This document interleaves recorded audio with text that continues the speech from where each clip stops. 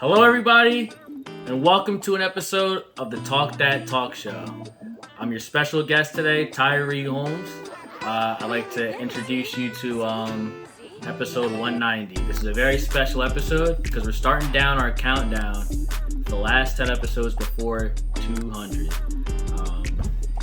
It's my great honor to be here and start this kickoff because, Talk That Talk Show has been so special to me, so special to my brother, everyone that's been watching and buying merch and listening in on the podcast channels. But I'm just so excited to start this off.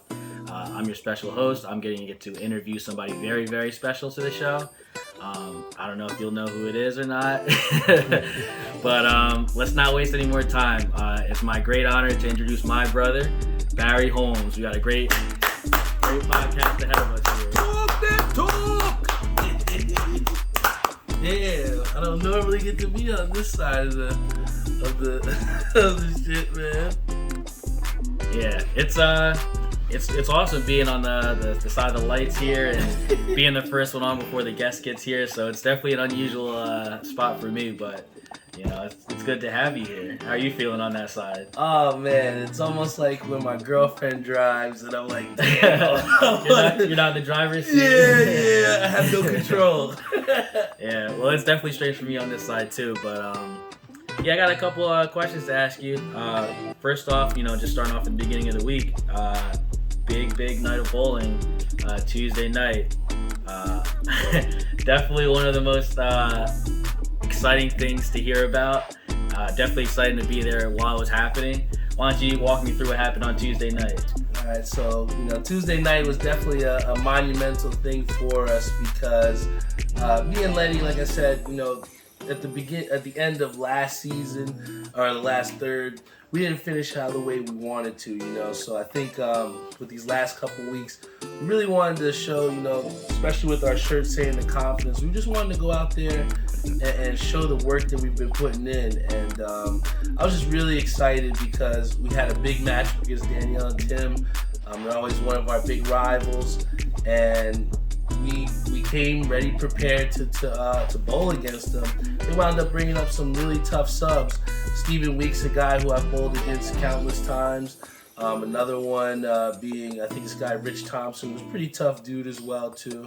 But it was just a battle. You know what I'm saying? Me and Lenny, we just kept fighting and battling. And there was actually one point in time where the guy had front seven against me. He had front seven, and at many times before, like within this season, we kind of talked about how we wanted to take someone's best punch and be able to step up and rise up with them. I think that there's times where, we can get complacent beating the people that we're supposed to beat. But, we went out there and said, at some point we're going to have to take someone's best punch. And, for this guy to have front seven on me, he thought he had it in the bag. He thought he had it in the bag. And I just remembered if I just keep sparing, if I just keep myself in the game, we'll have a chance to win. And sure enough, he split back to back. I think I stuffed 2 strikes right back down at him. And, coming into the 10th frame, he again thought he would still have enough room to beat me. But, I thugged it out. I remember what Chris's dad said, we're not bowling against anybody except ourselves. And I just went out there with my best foot forward and beat the guy Scratch who had front seven against me.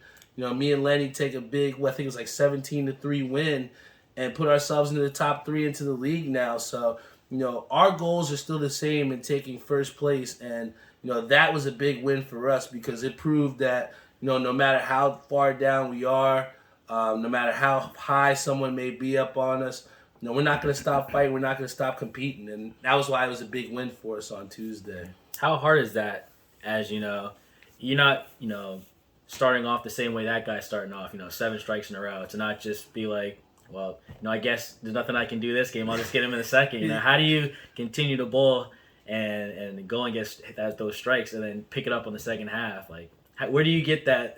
Where do you dig deep at to get that? I think I got one person that I have to thank for that, and that's David Lee. I mean, when you have a guy in David Lee that shot 300 on you 2-3 times in your life, Yeah. it's like, okay, I've been here before. You know what I'm saying? I just have to keep competing. I think about guys like my dad who had to go out and go against Ernie Lucas, and when Ernie Lucas shot 300, my dad shot 279 right behind him. I just think about all those times where people were in positions where they were getting, it could have been really bad.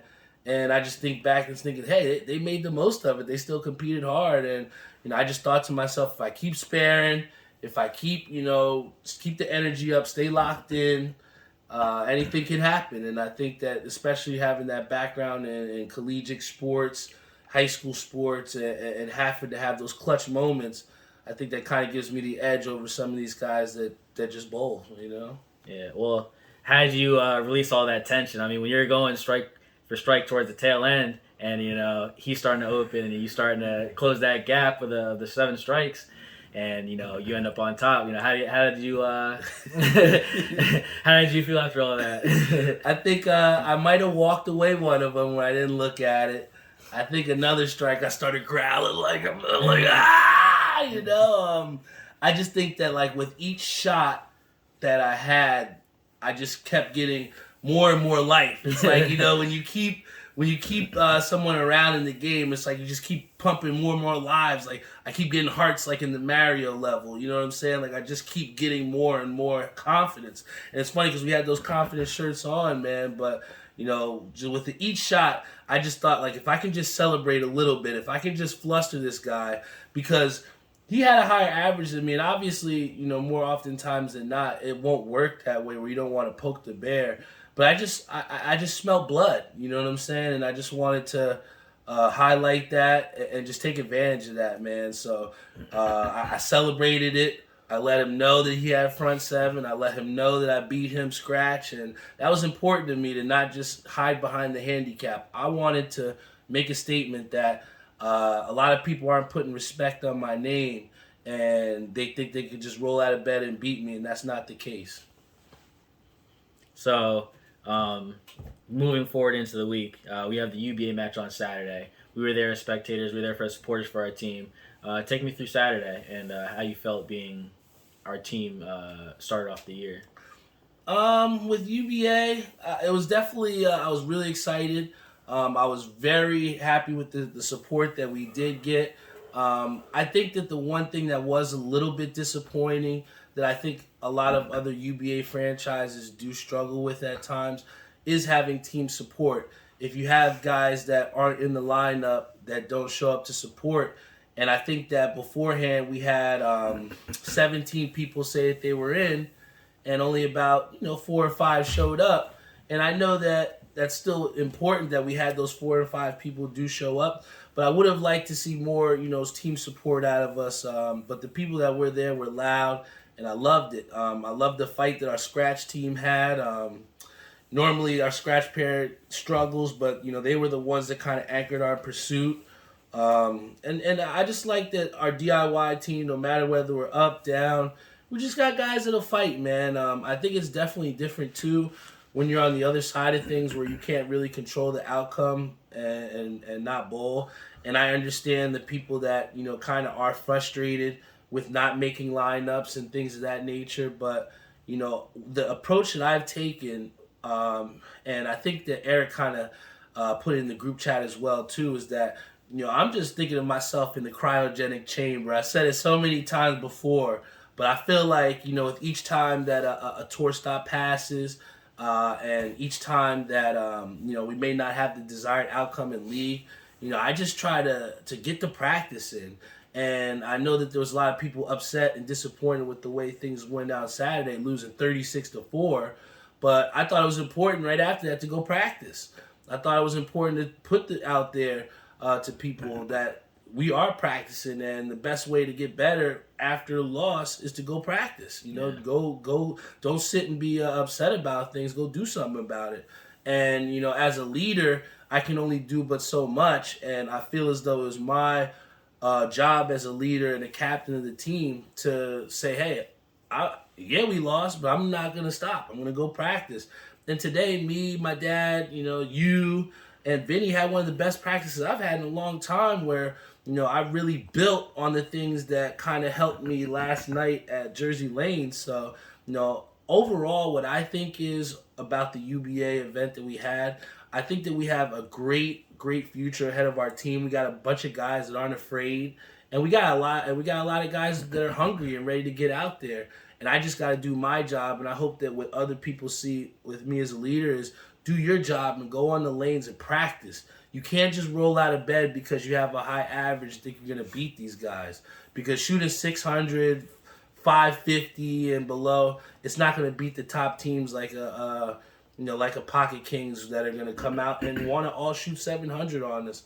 And I think CJ definitely did make a big point of saying that, hey, we are capable of doing the same thing. We got to rise up too. So, I'm excited for the next opportunity I have to rise up, I think another cool thing about you is that you're not a house bowler. Yeah. You start the week off at Carolier. You're there Monday, Tuesday. Mm-hmm. Then Wednesday you're down at Greenbrook. Yep. Thursday you're at Woodbridge. Saturday we're at Strathmore. or Jersey Lane. Jersey Lanes. Mm-hmm. You're getting the whole repertoire, and you're able to develop different angles, different shots, and you also have you're constantly improving your bag with different balls.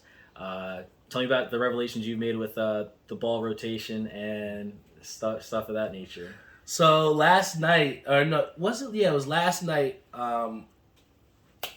Big shout out to Eric. I love Eric to death, man. But he actually asked me to sub at Jersey Lanes, and I really appreciate that because that's a league that you can't just go and sub at. You have to be on the sub list. And, he has enough trust in me to give me that opportunity. So every time I go to sub there, I just try to put my best foot forward. And even though it's not the best shot, it's a shot that we don't have on Monday or Tuesday, but it's comparable to what I see Wednesday and Thursday. So I really try to take that Saturday and just apply different things, both experimentally and then also just taking it in the data bank and say, okay, this worked here, this may work here. So, last night came a situation where, I started to throw with my vibe because people know that I like to, when I ball down and transition, I transition to the vibe. But one of the things that I was, doing with that was starting, after that kind of didn't work, I didn't really have an option. So Eric had been encouraging me for the longest to go throw this urethane, throw that urethane. Mm-hmm. So I'm like, all right, fuck it. And I threw it, and I remember, I hit the spot where I wanted, but it just didn't come the way that I wanted it to. It didn't snap. So I was like, you know what? I got to really, throw something on this. And I remember Artemis, big shout out to Artemis, he came up to Doc, who was watching me. He's like, when is Barry going to finally throw the ball? And I kind of, thought about that, and I really just decided to just try and, rip the cover off the ball. Same thing I've been telling everybody else. And it really worked for me, and I never had success throwing the urethane before. So then, after that, we had practice on Sunday today, and I just thought, how could I apply that same success, not just with that urethane shot, but then to, my strike shot with the balling up. And you saw it, Dad saw it, I just felt like, completely different pin action out there. And it's just funny because you could be struggling all season and you could be having, a tough time, but all it takes is that one thing that happens or that one thing to click for you, that one epiphany moment. And I just think that Saturday, throwing that urethane and just seeing what exactly it took to get that ball to work, which kind of helped me with my mechanics. And I'm just excited to apply it in this week, man, and see just how far we can go. Yeah. Exciting week. Final week, right? Yeah, man. We got this is the last week of the half of the season for us on Monday night, and I know that we had higher hopes to finish a little bit higher, but we've started to end these last couple weeks with some big wins against some big time teams. So I'm just excited, man, and I love the team that I have. I love the idea of having you come back next season. That gets me excited to get my game right, go back in the cryogenic chamber and get myself right. And there's a lot to look forward with our bowling careers, man. Looking up. Yeah, that's awesome. All right, segueing away from the bowling, you're really big into the betting right now. Yes. And not just betting a lot, but betting strategically. Mm-hmm. what kind of strategies do you have going into the betting now that you have, not a team, but you have some heads together to, figure out how you can best increase your odds to win out? For sure, man. Big shout out to Jeff. It seems like almost a couple months now where Jeff came to me with an idea. It was like, yo, we should do this betting Discord. And, I've had success before with doing sports betting, but, I didn't really take it per se too serious. And then, after a couple, good bets where I had some winnings, I really thought, I'm like, you know what, Jeff, let's do this Discord. And like you said, we've been able to add resources now where we have like a Vinny, we have Tori's boyfriend TK, which is our good friend. We have Ish.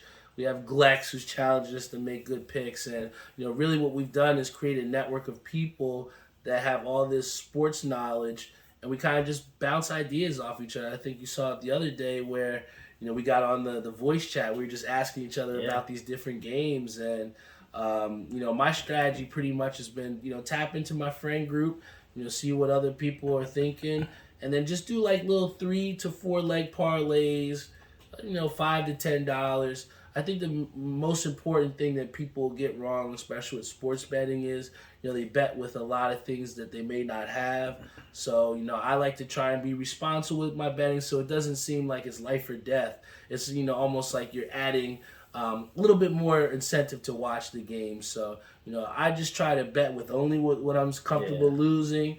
And then also just, putting a couple little parlays together with, my friends and family who give me some suggestions. All right, for some tips for some new people that are new to betting, some states are just now getting it. Mm-hmm. Some people just are getting to be of age to go bet. What are some things that you stay away from? Like, you're never going to touch that kind of bet, like whether it be a spread or an alternate or a first basket score. And what are some things that you're always going to include in your tickets? Okay, I definitely think that I try to stay away from looking at the numbers first. I know people might think that's a little weird, but I think that at times when people put parlays together, they tend to chase the money or chase the outcome at the bottom as opposed to picking people that you confidently think are going to win. So what I like to do is I like to go to ESPN or wherever and see the slate of games. And I just like to see who do I like. Who's had a nice little win streak going, who's playing at home, who's out, who's injured. I think those are big factors. And I definitely try to stay away from the trap games where you have like a 3-game win streak going against another 3-game win streak. Or you have maybe a ranked opponent who is minus 700 or something like that, because it doesn't really make sense for you to make that bet. So I like to, take, especially with college basketball too, I like to take teams that are underdogs that are ranked on the road. Because a lot of times in college basketball, they like to give the favorites to the home team. So for me, I like to take those ranked, like for example, I think Purdue had played Ohio State or something like that, and they were number 1 team going on the road. And that was a perfect game, perfect storm game. And everybody also knows I love my hockey. I love betting on hockey. It's like the most unpredictable thing, but that's what makes it so dope to try and predict it. I like to go towards the money line games, and hockey I tend to stray towards my favorite teams, like Edmonton right now. I really like betting on Edmonton. Another team I really like to bet on is the Capitals. When Ovechkin was going through that little goal surge, I really like betting on them. So I like to try and find teams that have had that success and have been underdogs of late and have been getting some wins. So there's definitely a lot of angles to take, but just experiment. Put a couple $2 parlays in and see what you like. And one of my favorite things for sure that I love betting is total first quarter points. Because it's not like you're betting against one team or the other team. You want everybody to score. You want to score. So it's exciting for me. So try that one out too. That's a good one. I've not tried the first quarter betting, so I'll have to give that one a shot. It definitely seems like you've been accomplishing a lot in this new year. It seems like you've kicked it off hot. Mom always likes to tell us when the new year starts, you open the door, out with the old, In with the new. So what are some things that are out with the old for you that you left in 2022? What are some new things that you introduced into your life or into your routine on 2023 moving forward? I think one of the things that I have started to do is, I would say, maybe drink less beer while bowling. I know it's been something that, my dad's been trying to influence me to do for a long time, and I just think that I didn't have a reason to not drink beer at the time, so I think that's why it became a little bit harder for me to accept that, or to be like, that's something that I want to do. But I feel as though with the things I'm trying to accomplish outside of the bowling alley, where trying to go back to the gym, and this year to start, me and Doc, had said that we want to try and go at least 3 or 4 times a week. Yeah. And that's kind of coincided is, in last year we're always saying, I don't have enough time, or I don't know when I'm going to do this. And really, in this year, we've just tried to really make time. So maybe not recording the episode on Friday, recording it here on Sunday, to where I can go to the gym after work, or not staying after to have drinks and do what we like to do on Monday night, and just doing that Tuesday night so we can go to the gym after, bowling Monday night, and incorporating icing my arm.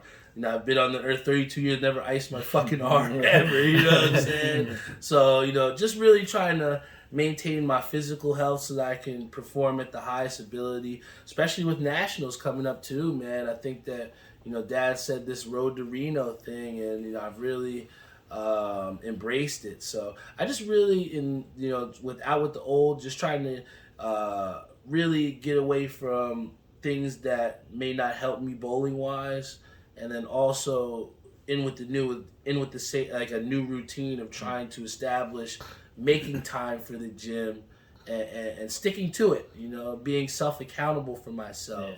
And I think that's something that I really want to continue on with in 2023, man. It's really awesome. That's really commendable. And it definitely helps when you have a younger brother like you, who really makes the time for the gym and has seen the results.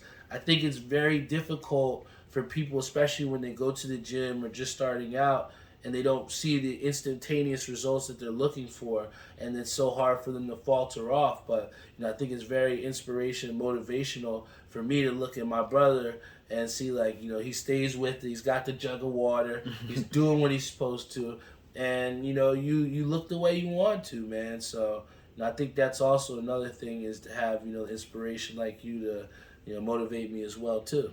Well, I feel like that's kind of a chain reaction, like the butterfly effect, because I take that from you.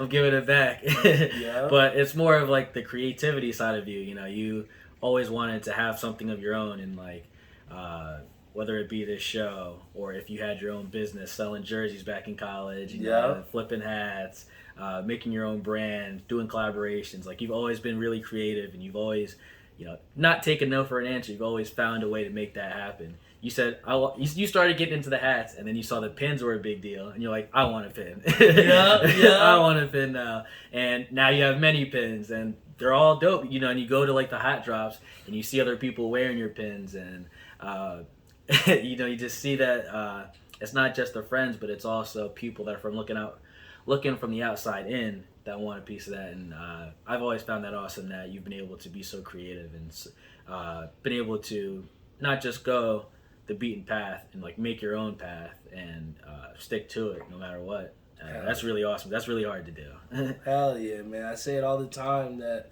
it's hard to be yourself, you know what I'm saying? And it's easy for me, but I feel as though that for some people it is hard for them to be themselves. And I think that someone like Glex, who's never afraid to be himself, even though he may laugh, someone like Jeff, who's always the same Jeff, you know what I'm saying? I think that incorporating people like that are just special individuals, that's what makes it easy for us to be special individuals ourselves. Because someone like Say, he'll always laugh at me because I wear my socks without sandals, but he said that's who I am. You know what I'm saying? And I just truly, I think it's very important, and it's underestimated for people to just be happy and wake up and love who they are. You know what I'm saying? I think that I'm at a place now where I do feel that way, Yeah, that's awesome.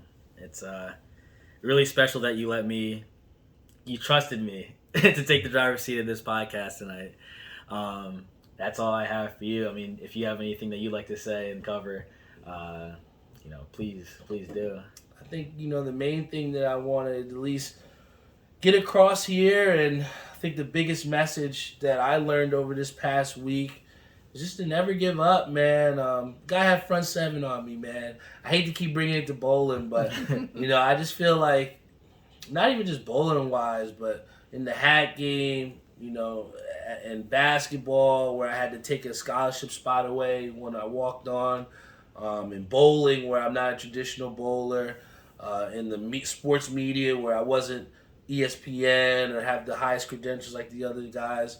I just always felt like I had a chip on my shoulder, and nothing was ever given to me, I felt. And that moment where that guy had front seven on me, it was almost like, is this another one again? Like, is this another time again? Someone's just gonna rise up and I'm not gonna do shit about it. And I just proved to myself that I can do it, and I proved to a lot of people out there that I can do it. And it was just awesome, man. I just think that lesson there of not giving up and having the success, having the confidence to do what you're supposed to, and then doing it. It was just empowering, man. It was empowering for me, man. And I think Norm Duke, not Norm Duke, I forget what the guy's name. Who do you think you are? I am. Pete Weber. He had a video where he was announcing his retirement, and he was like, love me or hate me, you still watched. That's all you could do. And I thought about that, and here this guy, he had his chance, and now he has to watch me take his heart. And that to me was just so empowering of, you're not going to just roll out of bed and beat me. And, that if anybody learns anything from this podcast or from that message, I just want them to know, believe in yourself, because you never know what can happen. You never know what can happen. A guy can have front seven on you, and you can still beat him scratch. So that's my message. All right, so guest host is the way you start off the kickoff of the last 10. You have a lot more in store for our viewers here for the last episodes. Well, I know this month, again, we're going to be starting it up. Actually, we'll start it up with this episode. After I post the episode, I'll post to our Facebook and everything that we will open up the raffle so that people can, spend their money. We have a $20 max. We'll open up the $ Talk That Talk Show Cash App. People can send their money there. And we're going to have the raffle to see who's going to design the next Talk That Talk Show hoodie. So again, in 2023, we want to have some more engagement with the fans. And I think that this hoodie release is going to be special because, again, people can literally put their money in and raffle to get a chance to make the hoodie what they want. People always talk about how they want a hoodie or they want to get some hoodies when they release. And I think that with that being one of our most hottest commodities, why not give people the opportunity to design it themselves? So look out, man. Get those raffle tickets and see if you guys can win the raffle, because you might have a chance to win that Talk Show. Don't miss any more episodes. Let this be the last episode you miss if you missed it. Tune in every week moving forward.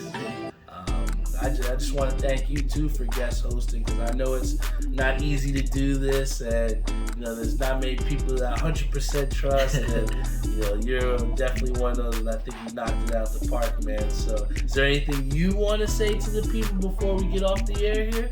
I just want to say it's been a pleasure to host it today. It's definitely it gives you a lot of respect for the man on the other side here who's giving you the questions and the one who's giving you your rhythm. So it's definitely something that if I wanted to do more, I'm going to have to practice, because I don't have 189 episodes under my belt. I just have one. Yes. You can definitely see he's got what it takes. I love this show, and I can't wait to see what we have moving forward. Oh yeah, man! I appreciate you, Tyree, and let's really kill it this 2023, and And let's see if we can cash and dash. Let's see if we can cash and dash, man. But yeah, man, this is the 190th episode, man. You know, I don't know what's coming next. A lot of people want to know what's coming. I don't know. Just gonna have to check and see. You know. But thank you guys so much. Love you all, and we'll see you at episode 191.